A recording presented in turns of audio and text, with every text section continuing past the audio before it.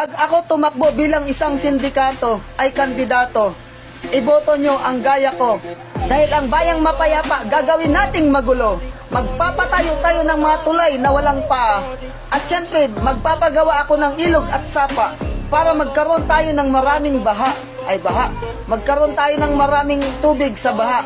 Magkaroon ng tubig yung baha para di malunod yung mga ilog sa baha, mga tao sa baha, yung ilog.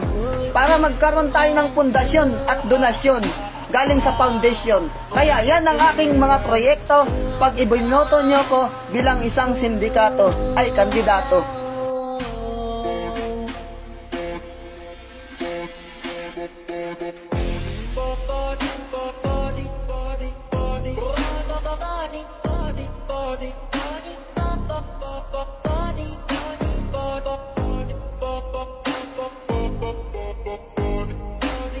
Body.